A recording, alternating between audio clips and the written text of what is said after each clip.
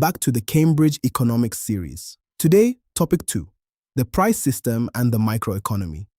4 ideas, demand and supply curves, and the single most persistent mistake this research found anywhere in the syllabus.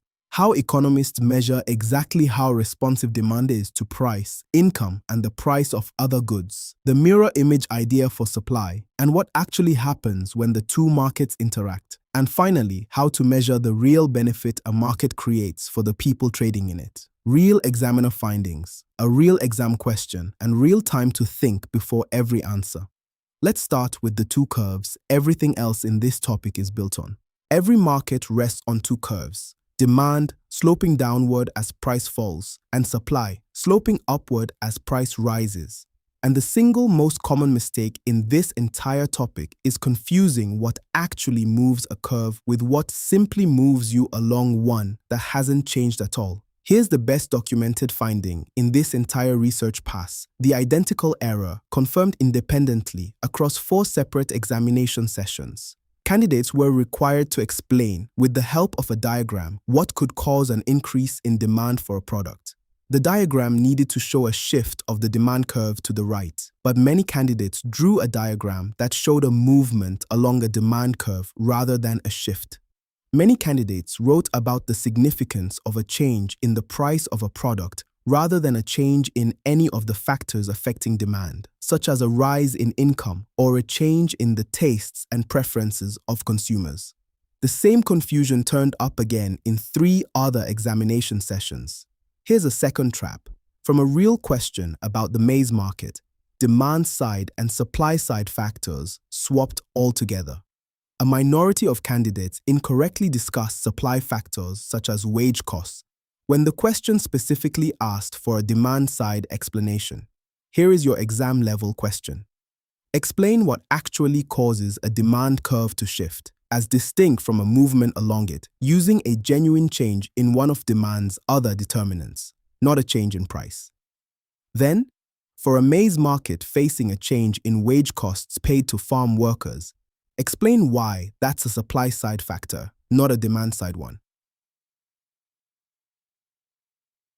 Here is the solution. A change in price moves you along the existing demand curve.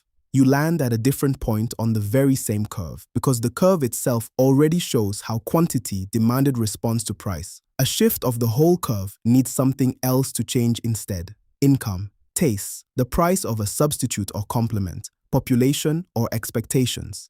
That's exactly the distinction candidates missed when asked to show an increase in demand and drew a movement along the curve instead of shifting it. And wage costs affect how much it costs to produce maize. That's a determinant of supply, not demand. A genuine demand-side explanation for a maize market needs a factor like income, population, or the price of a substitute food, not the wages paid to produce it. Knowing that a curve can shift is one thing. Knowing exactly how much quantity responds to a change in price, income, or the price of another good is a separate, measurable idea, elasticity. Here's the flagship finding for this topic, verified directly from the real Cambridge report. A firm, to utilize its full capacity, must increase demand by 2,000 units, an increase of 25% from its current level of demand. If the price elasticity of demand is unitary, this will require a fall in price of also 25%. Therefore, the firm must reduce the price from $12 to $9. However, many candidates chose a different option instead, a fall in price of only 20%. This suggests that these candidates worked out the required percentage change in demand incorrectly, using the capacity figure as the denominator, rather than the current level of demand. Here's a second finding, flagged by examiners as a recurring weakness across multiple years, not a one-off. Many candidates provided explanations that suggested, for example, that if demand is price inelastic, a change in price will not affect demand very much, or that if demand is price elastic, a change in price will lead to a great change in demand. To score well, it is necessary to provide a clear explanation based upon the formula for price elasticity. Here is your exam-level question. A firm needs to increase demand by 2,000 units, a 25% rise from its current level, to use its full capacity. If price elasticity of demand is unitary, calculate the exact price cut required, starting from a current price of $12. Then explain using the actual formula rather than language like very much or a great change, precisely what it means for demand to be price inelastic. Here is the solution. Unitary price elasticity of demand means the percentage change in quantity demanded equals the percentage change in price. Demand needs to rise by 25%, so price must fall by 25% too.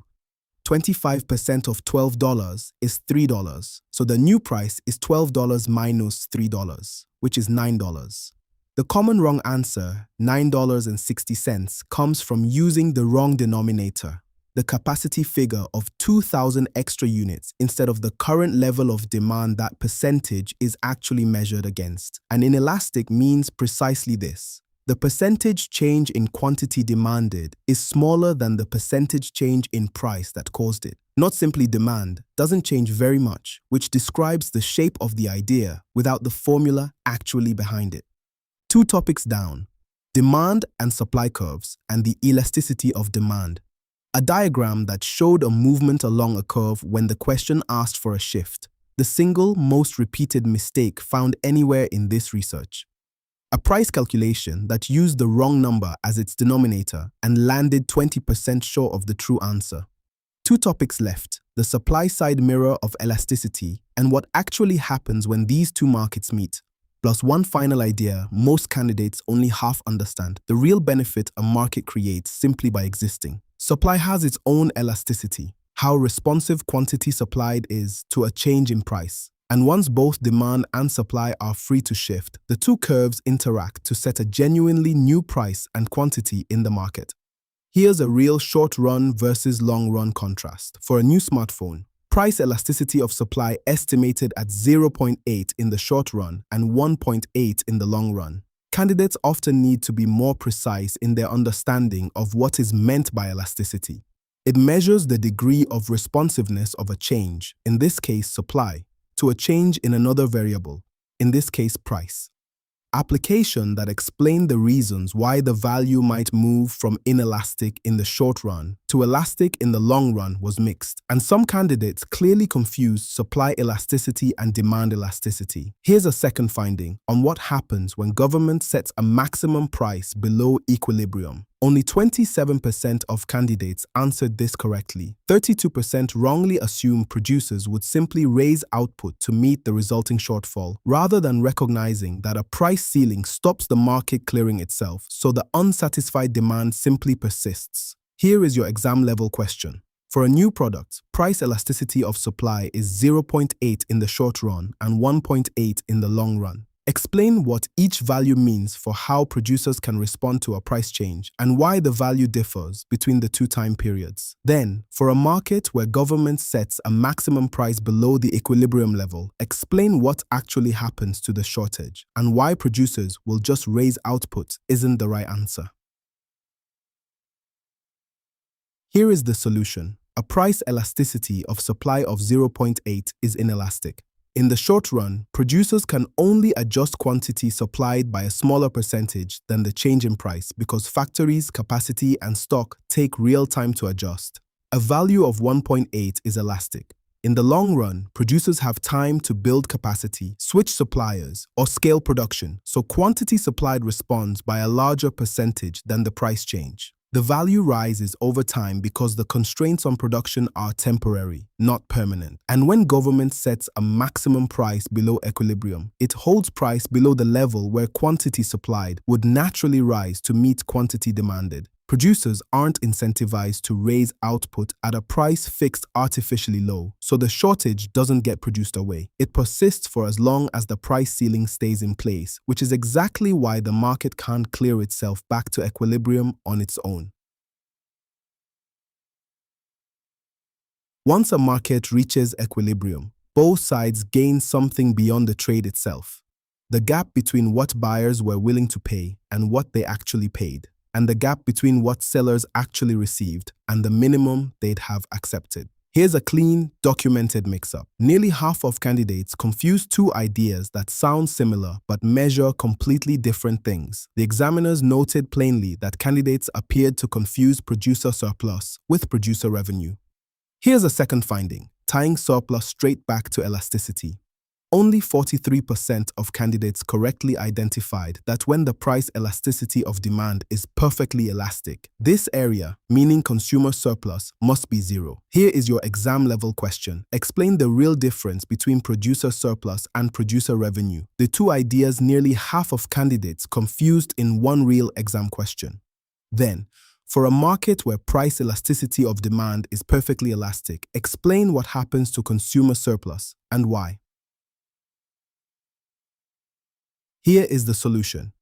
Producer revenue is price multiplied by quantity, the whole amount of money sellers receive. Producer surplus is only the portion of that revenue sitting above the supply curve. The benefit sellers get beyond the minimum price they'd have been willing to accept, since the rest of the revenue simply reflects what it costs sellers to be willing to supply those units at all. Treating the full revenue figure as if it were the surplus overstates the actual bonus the market gives sellers. And when demand is perfectly elastic, the demand curve is a flat horizontal line at a single price. No buyer pays less than their maximum willingness to pay because that maximum is exactly the market price for every single buyer, with no gap between what's paid and what would have been accepted. Consumer surplus is exactly zero. 4 topics. Demand and supply curves, elasticity of demand, supply elasticity and market interaction, and consumer and producer surplus. Notice the thread running underneath all 4. Elasticity keeps reappearing, not as a topic that stays in its own box, but as the number that decides how big every other effect actually turns out to be. How far a curve shift moves the price, how much surplus changes when the market moves. Get the direction of an answer right, but miss the elasticity, and you've only got half of it. Next time, government microeconomic intervention. What happens when the price mechanism alone doesn't deliver the outcome society wants, and government steps in instead? Search Cambridge Economics on StudyRevise for the rest of this series, and I'll see you in the next one.